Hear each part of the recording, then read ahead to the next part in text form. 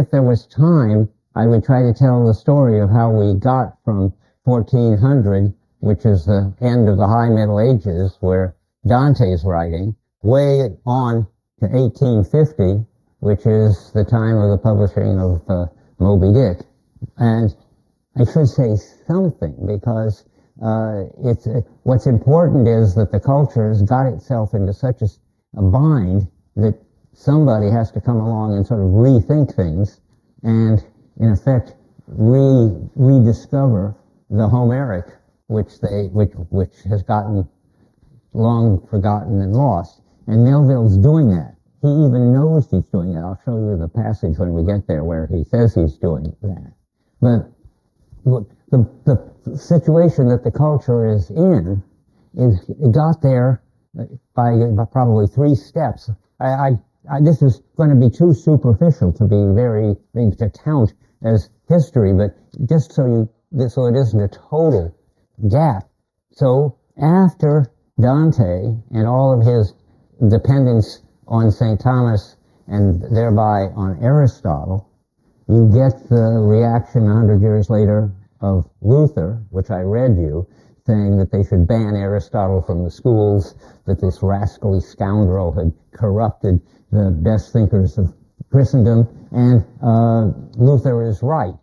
Somehow from the way I read it, Jeremy and I, as you know, differ on this. I say that they got off the track trying to reconcile Greek, meaning Aristotle and Plato, metaphysics with Christian revelation, and that they are such deeply incompatible, something or others, that the Middle Ages is going to sort of fall apart. For somehow or other it fell apart, and Luther played a big role in it, and Luther's got this idea that each individual is, as he says, a pope. That is, each individual can decide the meaning of his own life for himself. That's radically different than Dante or the general Catholic medieval hierarchy with the priests and the pope deciding what's right and wrong. Each person has their own calling, Luther says. That's a big breakthrough. Nobody thought that. Not even the wonderful Homeric Greeks. But Luther is the first, I think, to do this in this famous statement of his when he decides that the Catholic Church is just off the beam and that he, Luther, who was a monk, can't anymore be a part of it. So he writes about his opposition into a bunch of theses and tacks it up on the door of the church or cathedral, I don't know which door. But anyway, and when threatened by the church they even tried to kill him. I mean, he was really a dangerous guy and brave.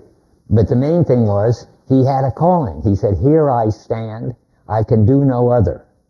That's meaning that Luther, just has this calling to fix this, what he considers mess that the Aristotelians and the Greeks have caused. And that's part of a whole new way of understanding human beings. That is, that human beings give their own meaning to their own lives, and that they aren't subject to the church or the king for finding out what they should be doing. Remember, Dante thinks that that's exactly the job of the church and the state, is to tell people what they should be doing, telling them what the bad things are, which is what the state does, and telling them what the rewards are, which is the carrot side that the church does. So Luther has started this idea. And then I'm going to go even faster. You have to believe me that Descartes takes it further and says each of us is the free meaning giver to ourselves and the world. That's what we are. The best thing about us is our freedom. And what our freedom can do is give anything, any meaning we choose to give it. And that leads one more step. So we got now Luther, Descartes, which is 1650, roughly, to Kant, which is another 100 years later, roughly, And Kant is the last one of that lineup, and Kant makes it the definition of human beings, that they are autonomous, that they give, that is, he just makes it, it's already implicit in Descartes, but Descartes has a place for God in his system. But the human beings are around giving meaning to everything and themselves subject to the limits that God puts on things. Well, Kant just takes God out. And then every human being is the source of all the meaning in their lives. Every human being is a kind of God. Every human being is able to do that, is free to give his life meaning, his or her life meaning. And that's where where some people, my colleagues, some of them, still think, and Kant got it right. And now we see that we're autonomous individuals, and then comes the problem, yes, but you don't, if you give the meaning to yourself and what's worth doing, if you give it, then it doesn't have any authority over you. You've got authority over it. You can change your mind about the meaning of your life, about the meaning of existence, about what you ought to be doing or not be doing. You're the one in charge, and that's fine, it seems, except that then nothing has any serious meaning for you, because you could just change it. Sartre, who's the last of the last stage of this, one stage, I mean, sort of, he's still in the Kantian position. He's still, in his version, he's got these great examples of how you're totally free to give your life one meaning one day and another meaning next.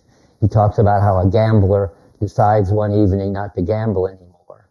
But he's so free that the next morning he's free to decide whether that decision is something he really wants to follow or not. So nothing has really been decided. He still is either going to be called by the gambling table or not. So the freedom begins to undermine the meaning. And that's what Melville is sort of the first person to try to figure out, how to bring back the sacredness of nature, which gets rid of its sacredness. We all become like scientists, objectifying nature and finding principles and laws to govern it. But out of that comes sort of we impose the order on nature. I may have just destroyed the sound. It's okay? Okay, good. So we impose this order on nature, and there's nothing any more mysterious or sacred about it. Nature has become the official phrase of sociologists and so forth. The nature becomes disenchanted. So, we got used to that. The moon is a rock and people can walk around on it, throw junk on it, just like any other rock. I mean, it's just not, nature is no longer filling us with wonder and sometimes terror in the face of, say, Poseidon, that was in Homer. And the other thing is that we have put ourselves at the center of everything. Something that Melville describes as that the sky has become egotistical. That's his funny way of putting that the ultimate meaning comes from us. And Melville sees that leaves us in a kind of nihilism, in which nothing has any authority, and we are just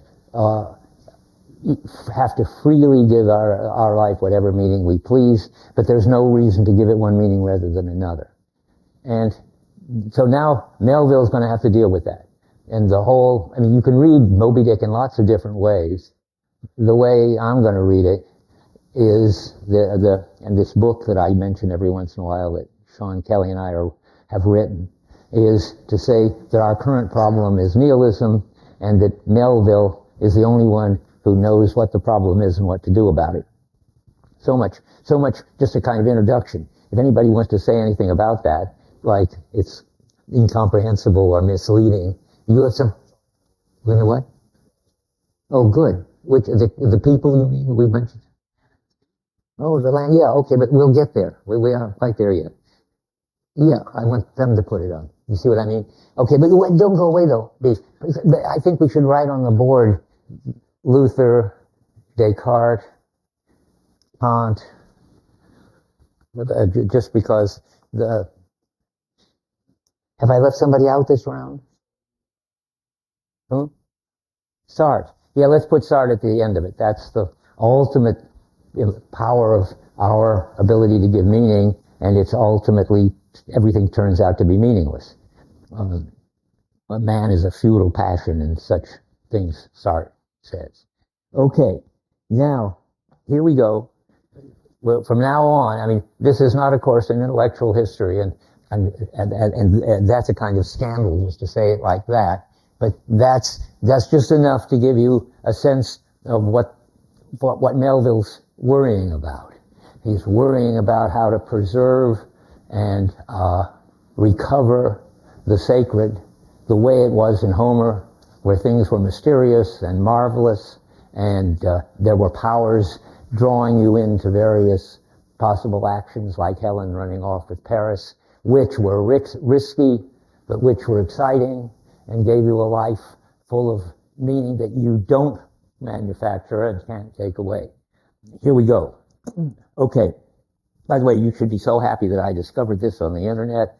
This is the ultimate book to carry around. It's light because it's on cheap paper, and it's only $5, and it's such a good deal that I just want you all to buy it. I mean, for $5 you can't go wrong, and and I'm going to just cite, I can just assume that everything I say when I cite passages in here is in here. I hope nobody's having trouble finding it. I asked last time, and it turned out that everybody here had it. Is it still, anybody had trouble finding it? Or, well, that's great. That's really terrific. Okay, so here we go. It starts, and Melville has a weird sense of humor, too. And he has plenty of philosophical brilliance, and he understands the deep issues about God and ontology and being and all that. But he also has a kind of somewhat crazy sense of humor, and I just wanted to call your attention. So I'm not going to ask you to read, and in fact, you're in a hurry. You better be in a hurry because there's so much to read of this before that you have to write your next paper. So you don't have to read the extracts. There's nothing important at stake in the extracts.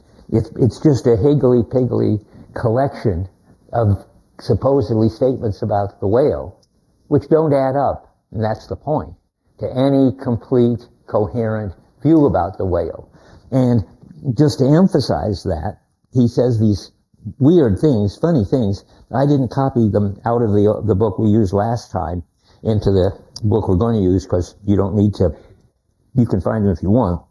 But there are all these statements about the whale and what the whale does and how great it is and so forth. And mixed in there are these completely nutty statements. Here's one, quote, "If you make the least damn bit of noise," unquote, replied Samuel, "I will send you to hell," period. What that's got to do with the whale is completely incomprehensible. And another funny one on the same page, there's a long one about the whale and where it lives and so forth, and how it has to do with the Northwest Passage. And each of these quotes, the librarian who has assembled them, says where they're from. Well, you can't imagine where that one's from. It just where it talks about the whale in the Northwest Passage. It's from, quote, something, unquote, unpublished. So I mean, this is just to show you, as he says, that there's nothing that can be complete, and even this can't be complete. The last of these extracts, however, is really nice, and you might want to mark that, because it's going to it tells you what the main feature of the sea is. And a lot of today is going to be spent on talking about the land and the sea. And I'm going to talk about this quote in this book. Let's see where it is. It should be easy to find. The last extract on page 13. "Oh, the rare old whale mid storm and gale in his ocean home will be, a giant in might where might is right, and king of the boundless sea." the boundless is the important thing. The sea, and we're going to get to that soon. Just hold it in your head for a little while. What it means for it to be boundless and what the opposite of boundless is. Once we get there, we're going to stay there a while. So let's do something else first. And that means just introduce the book. Introduce Ishmael. And that is Melville, who is saying that, who's inventing this character who doesn't even have a name, I think, because the character of the book begins, call me Ishmael. It doesn't say my name is Ishmael. That is, but whoever this is who's telling this story, it's really Melville, and you know that because if you're a reader of Melville, because he's written lots of other books about other savages and cannibals and exotic people in lots of other places. He's been all around, and so you can sort of think of it as Melville / Ishmael. And who is Ishmael? Well, why is that the appropriate name? Why should we call him Ishmael? Well, just because, as I said, he's been all around, and now I can add, and he has no home. He just goes, again, I have something from this. This is the last time I taught it, and there are things in here that aren't in that one. Not anything important, but the very first page of this previous version, it tells you something about Melville. I just wanted to read that to you because it shows the sort of Ishmael character of him, meaning that he has no roots, he has no home, and who is that? Well, so that's Ishmael was Abraham's illegitimate son, who was cast out of the Abraham compound or wherever they were when Sarah had a legitimate a son with him, Isaac. And so Ishmael became an outcast and a wanderer with no identity. That's back to Ishmael isn't even his, in this case, the author's real name. He has nothing. And one of the peculiar features is that the Ishmael, well, I'm just going to say Ishmael from now on. That means the character in the book, which is really Melville, has this fact that moods are really important to him. Moods are the final authority in his life. That's one of the things I think about this book that I don't think anybody else thinks about this book, but that's the way in which it's polytheistic. Just as in the Homeric Greeks, there was the Aphrodite mood and the Ares mood and the Hera mood and so forth. And when they shone on you, then the whole situation was whatever one of those moods gives you. But I just want to go back just to tell you quickly, sort of what it means for him to be Ishmael. And he was all over the place.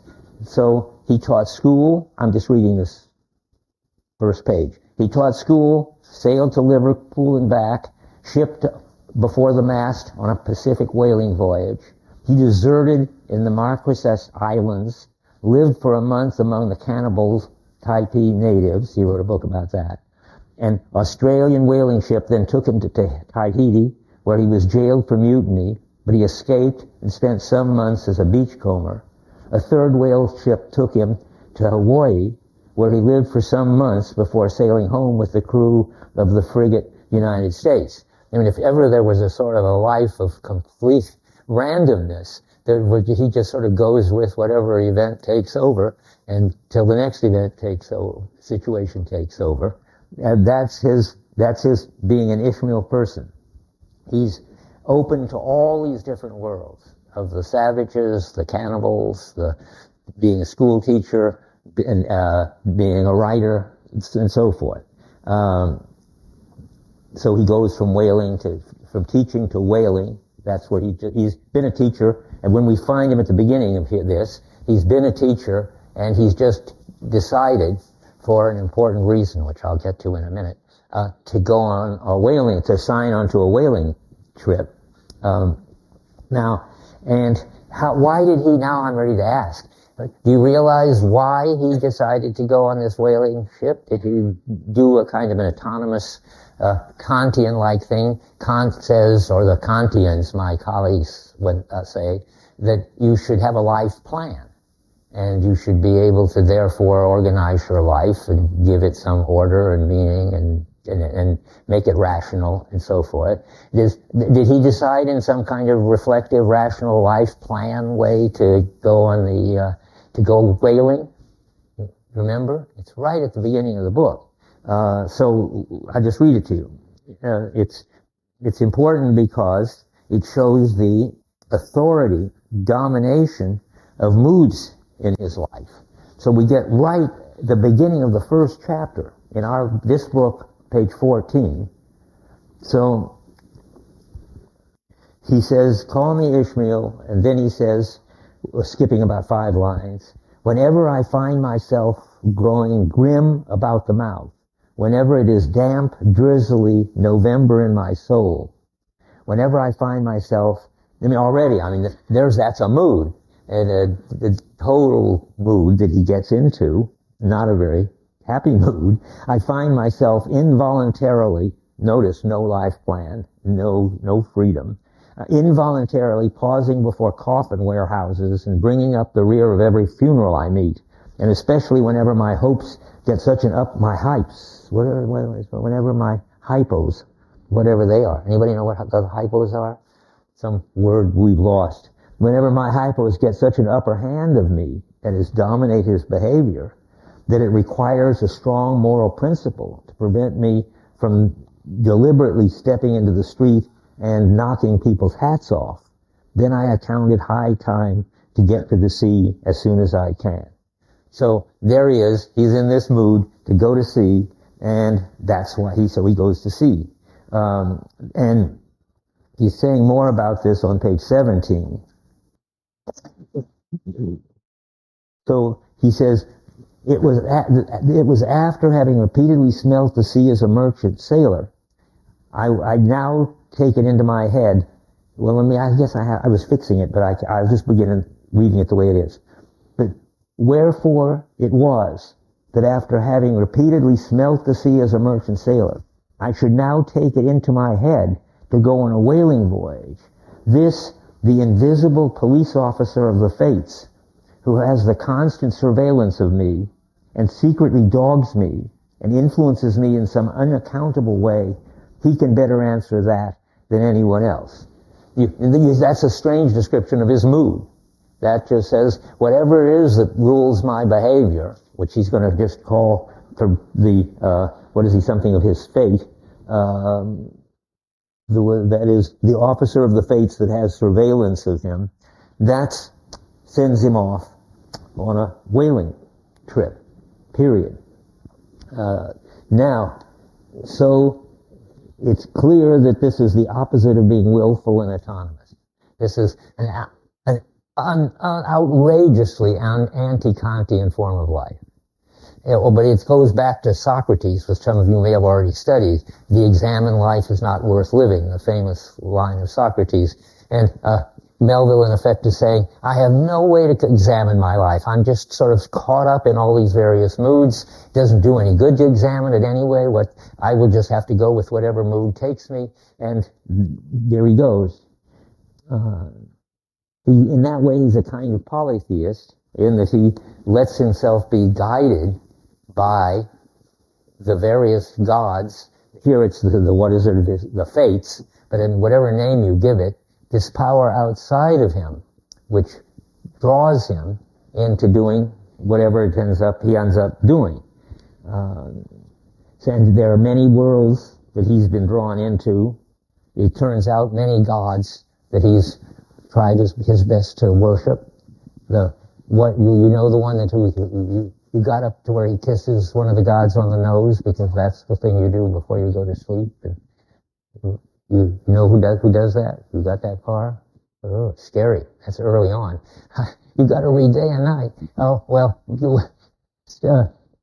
Queequeg. You come across Queequeg yet?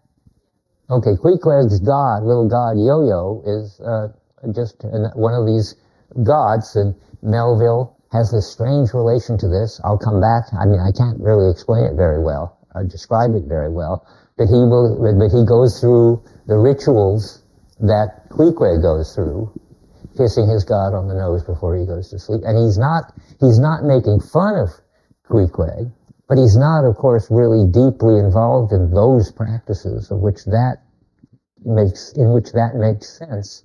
And it's very interesting, and I'll keep coming back to it today, hard to figure out just what it is that Ishmael does worship or care about.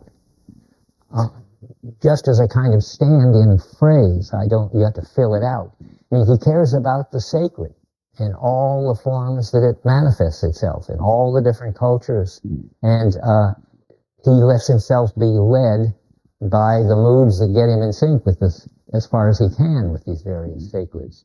So there we have what's going on, and there is, and I want to put it on B space, a terrific letter from Melville to Hawthorne. Hawthorne was another of the New England writers and philosophers, and Melville really admired Hawthorne. It's kind of sad and kind of touching. He thought Hawthorne was so much greater and so much more important than he was, and he was so happy if Hawthorne gave him a pat on the back for something he had written. Hawthorne liked Moby Dick a lot. That made Melville so happy. But the idea that Hawthorne is not exactly forgotten, but nobody thinks that he's written the greatest novel, the greatest American novel, and Melville is totally remembered, and if anything, his reputation is growing because more and more think this is the great American novel. And so here he's writing to Hawthorne. Never mind that little sad story I told you. I just feel bad when people die thinking that their life has been useless and their work has been worthless when it turns out they're really doing wonderful things. But here he writes to Hawthorne, "In me, divine magnanimities are spontaneous and instantaneous." I think that's probably roughly the same as divine moods. I don't quite know what a magnanimity is. Is that a mood? I don't know. Anybody want to disagree? I mean, I'm talking too much. I mean, somebody ought to say something. Of course, it would help if you'd read the book up to where I am. Then you might have something to say. Please read as much as you can so that we can talk about some important things next time. I wrote down here for next time. Where did I write? Read up to 334. I mean, that sounds impossible. I think it is, but read it. Do your best, because that's what I want to talk about next. You have to get that far. So I'll write it on the board in the hopes that it will motivate you to read a lot. Read up to, what did I say, 334? 334 for Thursday. This is just wishful writing, magical writing. Anyway, we're going to go on with this. And anybody finds out what magnanimities are, I'm sure they're moods. And I think he says divine moods are spontaneous and instantaneous. Catch them while you can. The world goes around and another side comes up. That means, well, you're in one mood. That's nice to be in that mood. It gives you a lot of meaning and pulls you in a lot of directions and reveals lots of interesting things. And then some other mood comes up. It's exactly the opposite of that mood. It drags you in some other direction. I mean, I can't jump ahead and read you that because that's after somewhere around just before that. But he gives you an extreme case in talking about, I think it's a chapter called the Tri-Works. I'd have to go back and look at the title. Anyway, you'll know when you get there, of a total change of moods that he goes through, of which this is just an example. So then he says this very important thing, of which we have to wait till we get to the end before you can even have an opinion about it. He says, "I've written a wicked book and feel spotless as the lamb." Well, so you have to ask yourself, what's wicked about this book? Why would this book be really upsetting to good, pious people? And why doesn't he feel bad for doing that? He in fact, feels that he should be, in effect, congratulated for this book, which is wicked. And then comes the polytheist part. The ineffable socialities are in me. I would sit down and dine with you and all the gods of old Rome's pantheon. Never mind Rome. He never managed to get through high school because his father died and he had to go to work. So he picks up books and reads them, but apparently doesn't know whether they're Greek or Roman. So he always talks about Jupiter rather than Zeus and Rome pantheon instead of Greece. But just, that's clearly not what he's really talking about. I mean, we'll get to a passage in which it's clear that it's really Homeric Greece, but he doesn't know it, that he's trying to get back to. It is, and he's saying now, what is his current feeling? It's a strange feeling. No hopelessness is in it, no despair, content, that is it, and irresponsibility, but without licentious inclination. I mean, this is a great writer. When he describes a mood, it gets very complicated. Well, I don't need that. I've got, oh yes I do, that happens. No, I don't know whether I do or not, but it's better to have it. In fact, I think that's, thanks, is this what I'm going to look at? No, you're lucky, I almost lost that one. I decided, I was writing all about ontology and it was getting heavier and heavier, and I don't think that's the right way to get into this book. So he says content, that's his mood now. Content, that's it. And irresponsibility. Well, a Kantian would be very upset, the way people were so upset about Helen, who seemed very irresponsible to run off with Paris, just having had a child with Menelaus and so forth. But if you're going to let your moods lead you, then you have to be irresponsible because you can't control your moods. I mean, I haven't said that, but that's supposed to be obvious. Whereas in Kantian autonomy, you're the one in control. You're the one who replaced God. You have total freedom. You can give whatever meaning you want. But from Helen to Ishmael, it's these moods come over you. They call you and lead you to see things and do things until they wear off, and then you get called and see other things and do other things. And that's what he's saying here. So irresponsibility is okay. I speak now of my profoundest sense of being. The thing he just said. He's content and irresponsible without licentious inclinations. Those would be other moods, which he hasn't got right now. I speak now of my profoundest sense of being, not of an incidental feeling. So what's more profound than an incidental feeling? Well, it seems to be some kind of much deeper mood, but it's certainly not something that you decide to do. It's got something to do with the things that Luther and Jesus were into. That you can't decide a life plan. You can't decide what you're supposed to do. You have to wait until some mood, it might be contagious agape, but in this case, it's some other mood, contentment, which gets you. And then comes a further, I'm just reading this little bits, more in this letter, which we're going to put on the website. Whence come you, Hawthorne? By what right do you drink from my flagon? Flagon, is that how you pronounce it? I think so, something like that. And when I put it to my lips, lo, they're yours and not mine. I don't know what that means. But then he says, I feel that the Godhead is broken up like the bread at the supper, the Last Supper, and that we are the pieces. So it turns out that somehow that's his way of describing that each of us has this divinity in us, that is, has these magnanimities in us. And that's his mood polytheism, I think. And then he says one more thing, which is very modern. You guys haven't read Foucault yet, I suppose. Anybody read Foucault?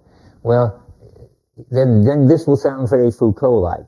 He says in the end of his letter to Hawthorne, this is a long letter, and you are not at all bound to answer it.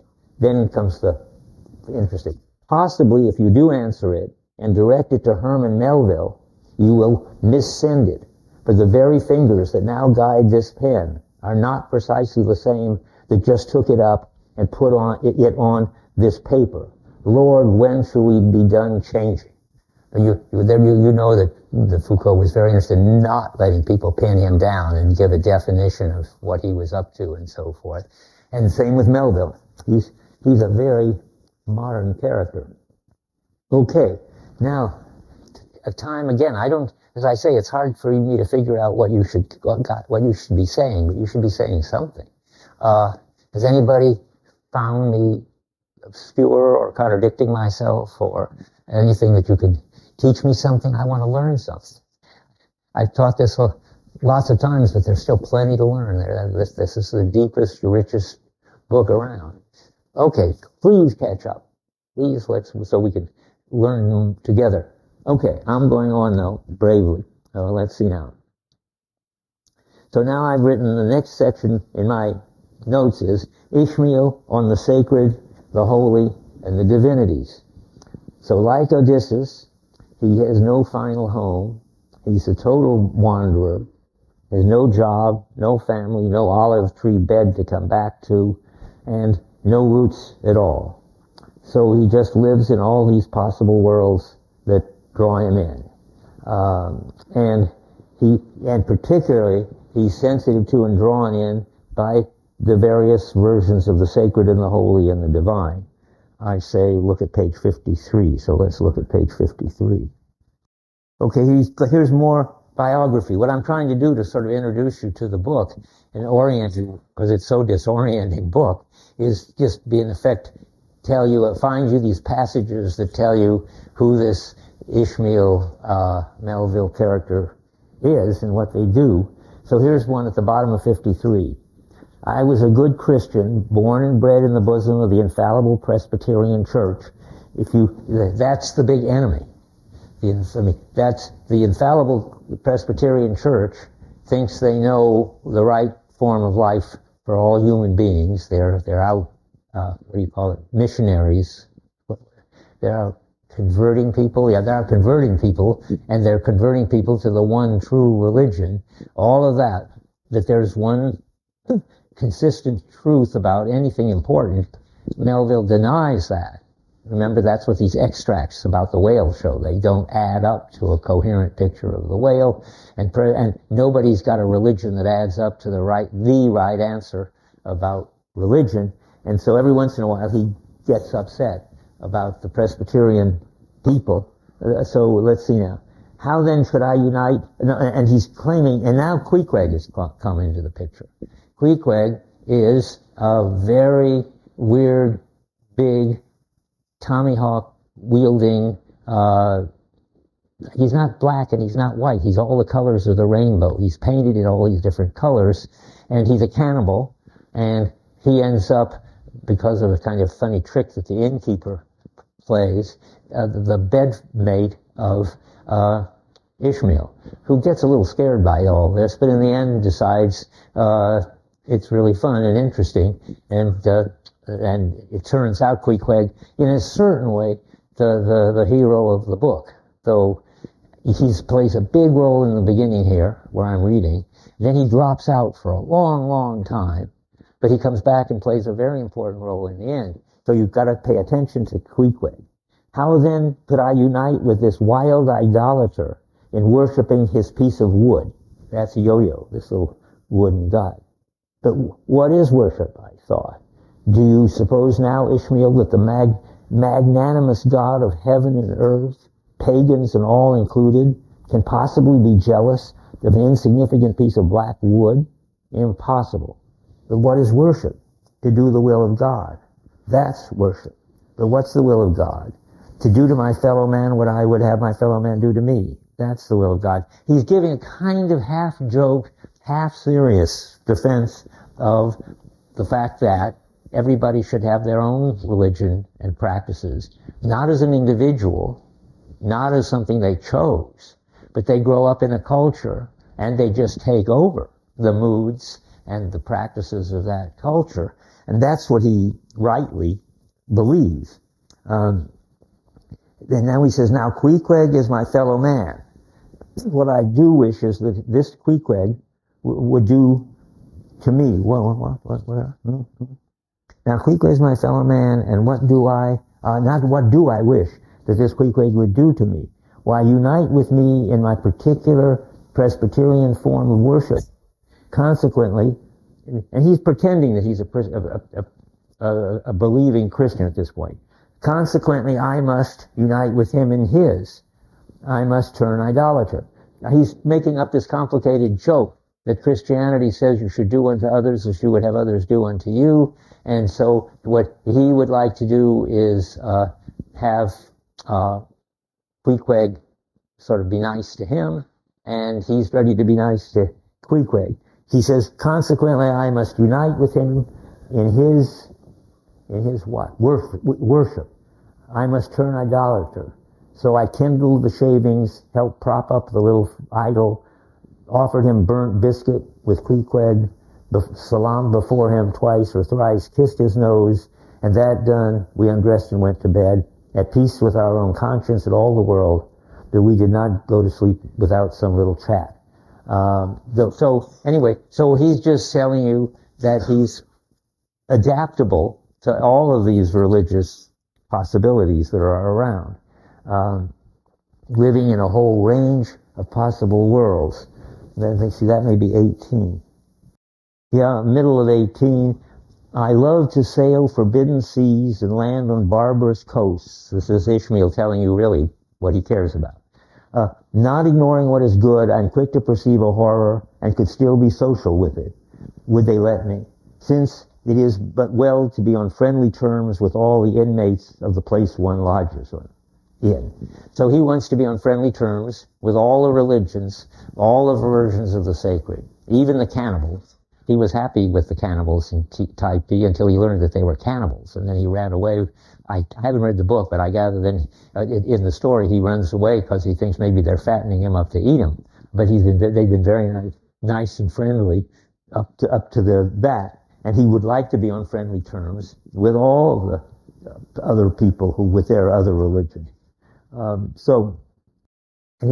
his big enemy, back to the Presbyterians, they just stand in for any monolithic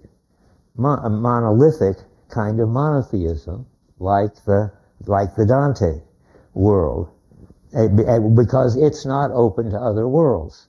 What is Dante's judgment on Odysseus, who's open to other worlds? He's a false counselor. Good. And what happens to him? He gets killed. He gets sunk because he's advocating, in effect, this: to go around and visit other worlds, see other practices, get in other moods, and he's telling his sailors that's the best thing human beings can do. He's totally Melvillian, Ishmaelic form of life, and of course there's no place for that in the High Middle Ages unity, and so Ulysses gets sunk, and Ishmael is certainly against any kind of monotheism because it excludes all the other possibilities, because it claims that there's one right answer to what the meaning of life and the universe is, and that religion knows it, or I could say, or some religion knows it. But he thinks that there is no right answer. We'll get that much clearer later. It isn't as if Catholicism is the wrong one. It's that any form of monotheism is the wrong way of approaching the world. And he's got many, many ways of describing the non-complete, non-objective, non-factual state of the world. And we'll come across them, and they're very interesting and convincing. I mean, just so you keep your eyes open, everything is up for interpretation. Again, not by your willful imposing a meaning on it, but it gets an interpretation in various cultural ways and various ways that you just get pulled by it. And there is no one right interpretation. Now, that he's clear about. There's very few things that he's going to be clear about. But the only thing he's against, I mean, he doesn't have anything against cannibals. They're okay. And Queequeg's been out on the town selling heads before he comes back to the inn and gets put in the room with Ishmael. He doesn't mind that.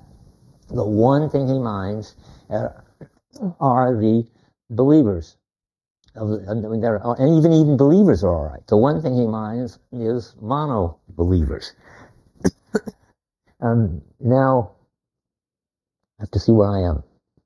He wants to be at home. Oh, and he's against philosophers, because philosophers also sort of at least in the old days when he was writing, and even now, I think, to a larger extent, philosophers want to understand the truth, want to get the final, complete meaning, whether it's that we're ego is giving meaning to everything, or whether we're just natural objects in the world being pushed around by physical forces. There are lots of different philosophical answers to what it's all about. But each one of them says, this is the whole story. And that's what he thinks philosophers do, and he thinks that's a bad thing to do. He says, to be true philosophers, we mortals should not, now he's going to say, we're going to have to find a new kind of philosophy. We mortals should, where are we? Should not be conscious of so living or so striving. Oh, whoa. This is, surely this was a touch of fine philosophy. What was it? I don't know. I had noticed that Queequeg never consorted at all, but very little with other seamen in the inn. He made no advances whatsoever, appeared to have no desire to enlarge the circle of his acquaintances. Surely this was a touch of fine philosophy, though no doubt he had never heard there was such a thing as that. But perhaps to be true philosophers, we mortals should not be conscious of so living or so striving, that is, to get everybody to see things your way. And then this funny sentence, so soon as I hear that such and such a man gives himself out to be a philosopher, I conclude that like the dyspeptic old woman, he must have broken his digester. I do not know what that sentence means. Maybe someday in some paper that you're writing, you'll understand that. But it's not a good thing. Sure, to be a philosopher is definitely as bad as being a monotheist. Yeah. Wait, I can't hear you, but maybe, can you? Sorry, I didn't say. I'm on page 52. So there goes and he wants to be at home with every religion. I'm just picking out these features which are basic to him. On 76, he's again talking about Queequeg's religious practices. Queequeg goes on this long fast in which Ishmael's afraid he's going to just starve himself to death. And so this is what he calls his Ramadan. And as Queequeg's Ramadan, or fasting and humiliation, was to continue all day, I did not choose to disturb him till towards nightfall, for I cherish the greatest respect toward everyone's religious obligations, never mind how comical. It's again a very funny Melville thing. He's able to see that these religions look completely crazy to us who aren't in them, but he respects them because they all have a certain quality of doing something for people that people need, and that make them better people, bring them out at their best. Now, he's very sort of worked out about what people need, but I'm going to talk about that in a minute. All people, or maybe I'm here already, I'm not sure. So he respects all these religions. If you think there's only one right answer, he thinks you're a fanatic and dangerous. Ahab, who will come on the scene, is somebody who wants the one right answer. And he's convinced that the sacred of all kinds should be cherished and preserved. That's where I am. And now I ask, why? Well, then he certainly thinks that. And he thinks that, and this is where he doesn't know what to say, that there's something wrong with everybody. that they are not fulfilled and happy if they're just left to go following their culture and their instincts in a way that doesn't bring in some kind of sense of the sacred. They aren't fulfilled. It's like, only not specific. It's like Dante thinking that God made all of us, so that we all contemplate that one mono God, and that's the only way to be fulfilled. Now he's got this other extreme story, that cultivating any religion, preserving it, nurturing it, getting involved with it as much as you can, that's what's going to make you happy and fulfilled. And without that, you're going to be miserable, crazy in some way. But he doesn't explain it because he doesn't know what to say.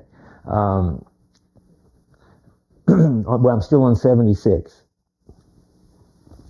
The second paragraph in the section 17.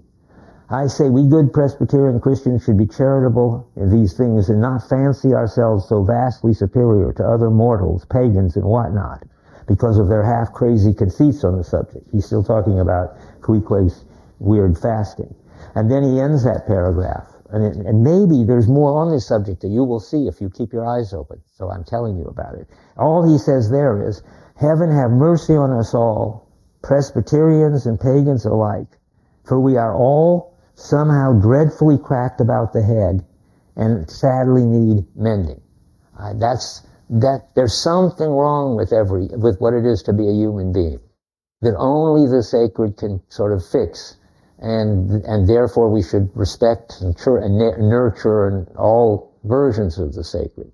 And it's of which, for instance, original sin is a Christian version, but there are all kinds of other versions apparently. But they all say there's something wrong with just being a natural human being until you get in touch with the divine, and that will fix it. Well, I wish I understood it more. I wish he understood it more. Yeah. This passage shows that Ismail respects Queequeg's religion. He calls it half-crazy and absurd. And I don't really see how this passage shows that Ishmael respects all religions or that cultivating any religion. It says that Presbyterians and pagans alike, we are all somehow dreadfully cracked about the type of stuff we need mending. It seems that he's saying that having a religion is what that he seems to be arguing against having a religion. Wait a minute, wait, why? I mean, he seems to think, are you denying that he thinks that people are in need of mending? Well, I think he said that we do need mending, but it seems to be the very characteristic of being a Presbyterian or a pagan, of having that religion, seems to be the element that needs mending. And he calls Queequeg's religion half-crazy and absurd. I don't see how that shows that Queequeg respects Queequeg's religion. Well, I don't know. I mean, he respects them in that he doesn't laugh at them, and he does go through with them, and he says, what does he say? Let's look at it again. We should be charitable because everybody has problems. Having mercy on us all, pagans and Presbyterians, and so forth. I mean, I don't understand your objection yet, but I'm ready to entertain it. Can you help? It seems to be that characteristic of having the religion. It seems to be what. I see. You think that what has to be fixed is our tendency to have all these weird religions. That's what needs mending. But is that what you're thinking? Seems to be saying because he expresses ridicule about Queequeg's beliefs, and I don't see how that all of his beliefs are crazy and absurd expresses respect, the respect that you attribute. Well, you're right, of course, that it's put in a funny way, but it does seem that the religion offers mending somehow, and that we should respect it for that. You don't think he's saying that? It's not my personal belief, but that's not what I think Melville is saying. And I don't think that, he says it should be charitable, but I think it's said in a very condescending. Well, yes, it sounds, I grant you, it sounds condescending, but it's certainly not let's get one thing all clear on the table. He's certainly against any condescending that comes from the belief that we've got it right and they've got it wrong. I mean, that's what the Presbyterians and Christians hold, and he thinks that's bad. But now the question is he being condescending because the Christians and pagans think they've got an answer? No, that doesn't seem quite right. I agree with you. But it doesn't seem that he thinks that there is an answer and we should, and we've got it, and that's why we should be condescending. That doesn't feel right either. Well, let's listen to more people. We've got time, and this is the important question. So if we get it clear in our minds, we can watch for him trying to get an answer. Go ahead. Yeah. No, but earlier in the first paragraph of chapter 17, Professor Dreyfus read, he says that he cherishes the greatest respect toward everybody's religious obligation. And before the quote in question, he even says, "Heaven have mercy on us all." If he thought that the problem, if the problem lay in religion, I don't understand why he himself would be a Presbyterian, or why he would say heaven have mercy. Oh, I see. Well, he's not really a Presbyterian, that's sure. I mean, that's clear from the letter to Hawthorne, if nothing else. I mean, he thinks that there's no, and when he says there's no total right answer, when he does the higgledy-piggledy citations, and he says every once in a while, nothing is complete, and so there's so much to. One thing is clear, he does not like Christianity, he does not like Presbyterians. It's the only thing in the world that he doesn't like, because he's ready to get in touch with any other religion, no matter how spooky. Well, he's good point. I think he's even open to thinking that maybe there's something else that he's missing. And it's certainly, when he goes into, and I wanted to talk about that today, but we'll get to it next time probably. Anyway, he goes into the church and he hears Father Mapple giving this really terrific sermon about Jonah. That's what you're talking about, right? And why he goes into the church, I think he's looking for a possible form of Christianity which doesn't claim to have the only right answer. And he finds it in Mapple. Maybe he knows something about it. Because what he finds in Mapple's sermon, how many got read that? Yeah, what's it called? Something in the chapter? Anyway, what he finds is, I'm sort of jumping ahead, but that's where we are. He invents two kinds of existentialism of sorts. That's the Luther kind. What Father Mapple says is, everyone has a calling, and they had better be open to their calling, and they'd better be ready to do everything and sacrifice anything for their calling. And that's something that Ishmael can buy, because Mapple isn't saying that everybody's got the same calling. I mean, Martin Luther King is going to help the black people, but that's not the same as Gandhi's calling to help the people in India, or the same as somebody else's calling of a totally different sort to I don't know, save people from sickness by understanding DNA or something. So he gets to a form of Christianity with Father Mapple, which looks like it's an answer to what he doesn't like about Christianity. And yet, and this is the interesting thing, he doesn't buy Mapple's sermon. Mapple's sermon is really Kierkegaard. It's Luther. Luther's a Lutheran, naturally. Kierkegaard's a Lutheran. They believe that you've got to have some unconditional commitment in your life. And that's definitely not to say that everybody has the same one. In Dante, it looks like they all end up with the same one, namely, blissed out contemplating the divine radiance. So now the question is, so what's wrong with Mapple? He doesn't tell us, but he does tell us a clue that something's wrong. You remember what happens? What does Queequeg do after Mapple sermon? He walks out on it.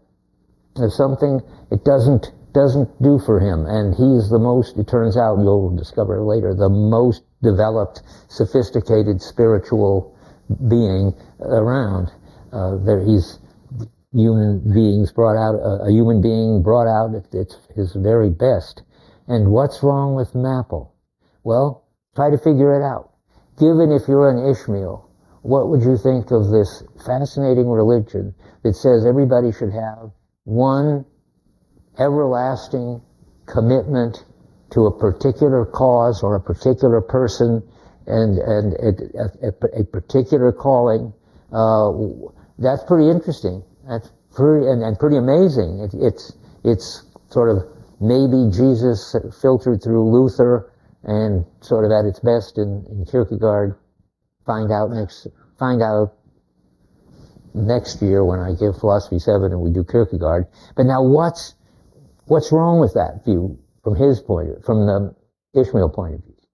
I sort of built the answer in what I was saying, but if you've understood me up to now, you'll see that though it's very attractive to me anyway, and I think to Ishmael, in the end, it doesn't do what he feels needs to be done to make people happy or give people meaningful lives or something. And I can tell you what's wrong with it, but I can't sort of tell you very clearly why it's wrong. It's not Ishmael's kind of mood. Can you understand why? I mean, it's got the right form, the calling. God, he isn't making up the meaning of his life. God is telling him that his job is to go to Nineveh and shape people up, and Job has to do it. But so what's wrong there? Well, I think it's the fact that it's one settled meaning for the whole life of Jonah. I mean, this is God's mission for him. It's Martin Luther King has his mission, and Gandhi has his mission, and Jonah has his mission, and they've got one, and it's divine, and it ought to help a lot with their being cracked about the head that they have a mission, a calling like that. But if you're a polytheist and believe that there are all these different gods that correspond to all these different moods, and that any one of them can come along and grab you at any time, and that's the most exciting, meaningful, risky kind of life, then this kind of having one unconditional commitment is going to look like a prison to you. That's what I think. He doesn't tell us anything. He just has the real polytheist, Queequeg, just walks out on Maple. Anything? I mean, so does that? I mean, so I forget what you said, but it led to this speech. What did you say? You forget too. Okay, but anybody else? I'm so happy that you guys have an opinion about this. Yeah. Queequeg's beliefs crazy and absurd. Crazy can be defined as intensely enthusiastic or passionately excited. And then also absurd can be good from the perspective of a Presbyterian Christian. So the absurdity could lie in the fact that it's contrary to the Anglo-American religious train of thought. And he also goes on to say that we are all somehow right. So I feel like it's more of an expression of the difference rather than superiority. Okay, good. I think that's right. I think that's what he's saying, and he's not defending. It's not disparaging, and he's not really being a Presbyterian. He's just. That's right. You put it very well. You put it very well. Yes, from the perspective of the Presbyterian, this stuff looks absurd. But really, it's one of those divine magnanimities, whatever they are, that help people from being cracked and sick, whatever that is. Yeah, of course, naturally I'm agreeing with you because we're saying the same thing. Yeah. I don't think we can resolve this issue by reference to this single passage, right? You need to just keep this question open for the entire book and ask. That's good. And where you'll see it most, just to warn you, is when we hear more about Queequeg, about 2/3 or 3/4 of the way toward the end of the book when he's dying. and we learn something about his spirituality, which will enable us to look back and see what it looks like to not be cracked about the head. I mean, but you can't do that yet. Go ahead. Just in denial of not being a Christian anymore. Because at the beginning of the chapter, yeah, he acts kind of like he wants to accept all religions and be open about it. But then at the end of the chapter, he gets kind of fed up with it, like, and he gives him a lecture about why he shouldn't fast and how it's kind of ridiculous what he's doing, and he stops him. And so I think that, like, idealistically he wants to be that person, but by the end he just gets kind of annoyed. And to me, that's not him being open-minded about the religion. Good. I think he's trying to be open-minded, we both agree, trying to let all forms of the sacred that make people, bring them out at their best and make them uncrazy, and trying to support all that. But he can't really do it. He can't really step out of his culture and accept this Ramadan that's keeping Queequeg fasting for days and days. And that's a kind of failure on his part to live up to his own story, that he wants to be on friendly terms with all the inhabitants, with all the ways of life of all the kinds of people who inhabit the world. He shouldn't be upset at Queequeg. And when you see Queequeg again, as Tyler says, see what his attitude toward Queequeg is 2/3 of the way in the book, see what his attitude toward Queequeg is at the very end of the book, and then you can see, maybe, I mean, my story is, then you'll see that he's falling short here of being able to appreciate fully Queequeg, although that is his official goal, is to be able to accept even Ramadans that go on for weeks or whatever this one did. He's okay, yeah, but again, I think Tyler's right. It's good to have these questions in mind, but it's too early to have enough text to answer them. But let's put this question in mind. Does Ishmael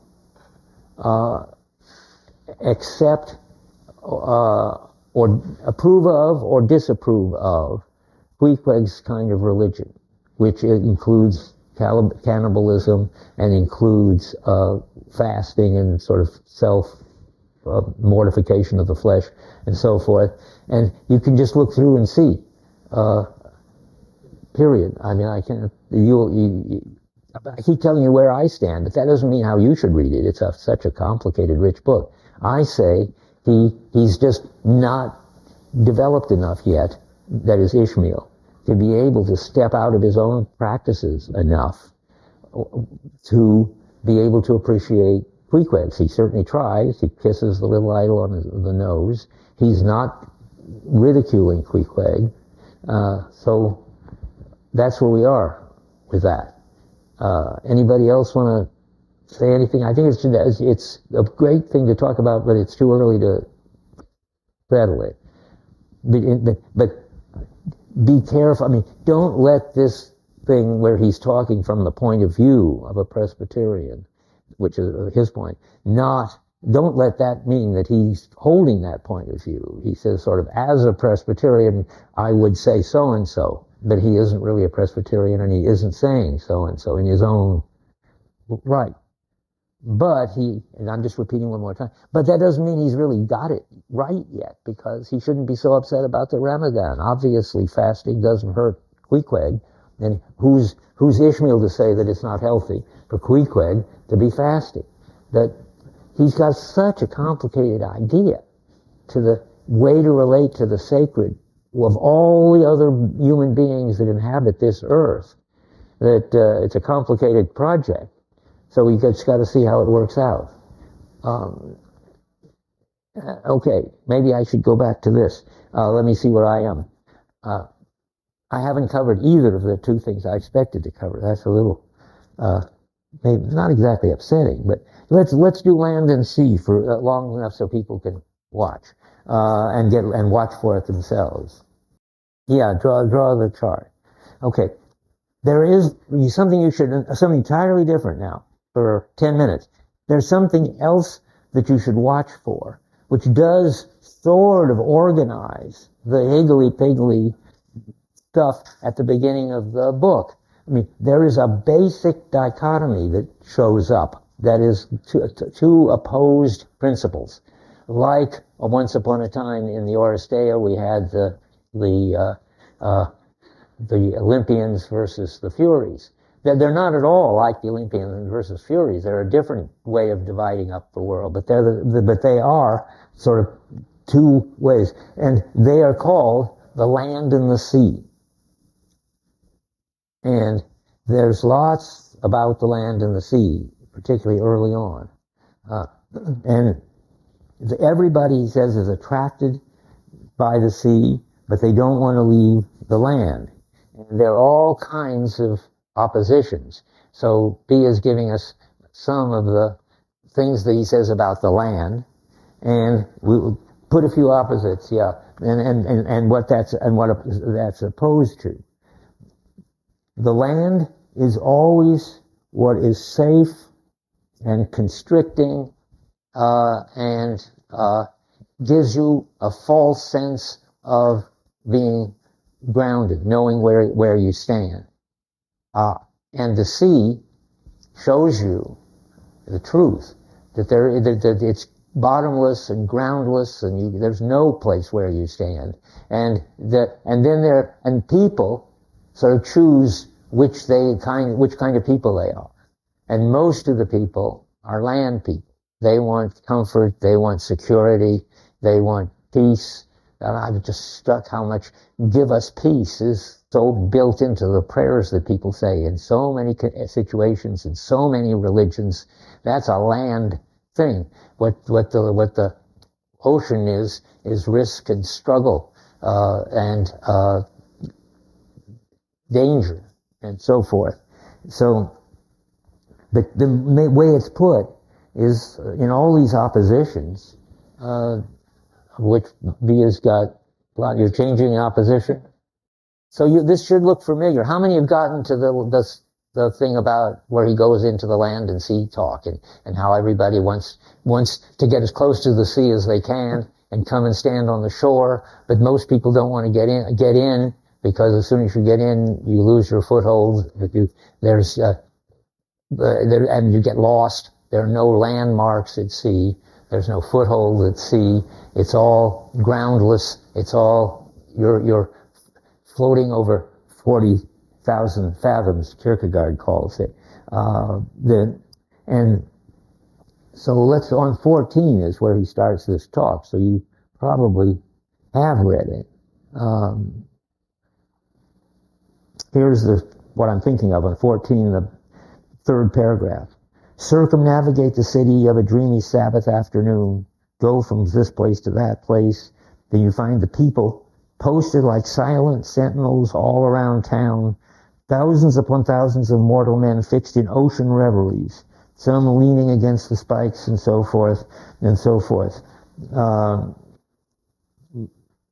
But these are all landsmen of weekdays pent up in lath and plaster, tied to counters, nailed to benches, clinched to desks. How then is this? Are the green fields gone? Why are they here? And then they get to the top of 15, they want to go to the extremist limits of the land. They want to get as near the water as possible, and so forth. So now we can ask about people, individuals and cultures and so forth, how much of the sea can they take? And what is so attractive about being out in the ocean over this ultimate risk where there's nothing settled and no right answer and so forth? He's got a whole story about that. And the hero of that, I mean, he's got these two existential heroes. I should say this. I didn't think about this until today, so it may turn out not to be so. But I think he's got the Maple, the existential Kierkegaardian hero, make one dangerous, unconditional commitment which you can never justify and never really control, but which gives your whole meaning to your whole life. That's one possibility. Now, have you got far enough to know the other existential possibility is the pure sea person? You know who the pure sea person is? Somebody must know. No, not Queequeg. No. Well, it's Bulkington is his name. And he only shows up in about 6 pages. So it's not surprising you don't know. But when he does show up, he is the super person of being able, in fact, needing to live at sea. I want to find, I'm sort of skipping to where he talks about him. Okay, thanks. Let's look at that. So wow, terrific. That's that opposition. And now I wanted to tell you quick before time is running out. I don't know if I'll find it. Help me find Bulkington. 44 of our, what? 24. Okay, he sees this extremely handsome guy at the Spouter Inn. Really the most beautiful looking and the most liked by everybody. And this guy has just been out on a 4-year voyage, and he's there, and everybody else is singing and dancing and drinking and going to have a good night's sleep. And with him, he can't stand the land. The land burns his feet. And at the bottom of 24, Ishmael says, I observed that one of them, that's Bulkington, held somewhat aloof, and though he seemed desirous not to spoil the hilarity of his shipmates by his sober face, that he's got a sober face, and he turns out to be, he slips away at the top of 25, and they don't see him anymore at the carousing. But then comes the amazing thing that when they finally board the ship to go out to chase the whales, help me find the next time Bulkington shows up. Where? 95. Oh, good thing you told me. I was going to get there rather slowly. 95. Okay, this is the last thing we should read. He invents in Bulkington a kind of existential hero who, the land, at the bottom of 94, the land seems scorching to his feet. Then a little further down, the port is safety, comfort, Hearthstone, see all the things that go with the land. Succor, the port is pitiful, the port is safety, comfort, warm blankets, friends. He gives all that up, and he leaves immediately on the next boat out, because when Ishmael gets on the Pequod, the boat he's on, help me find the next thing, where he sees him on the boat. 94. What's that? Okay, chapter 23. Okay, help me find chapter 23. 23. Okay, yes. 94, it looks like, which we've been at. There's this wonderful description. I just got to find it before you go away, which is when he sees him on the boat, he's having left again. He then sees him gone he was steering the boat, and then he's disappeared. Does anybody find that passage? And then he gives this sort of, what? Nobody knows. Okay, well, it's too late to find it. Keep your eyes open for it. It's a beautiful speech about what I'm going to call kind of existentialist hero who stands always in the total openness of the sea people. We can start with that next time.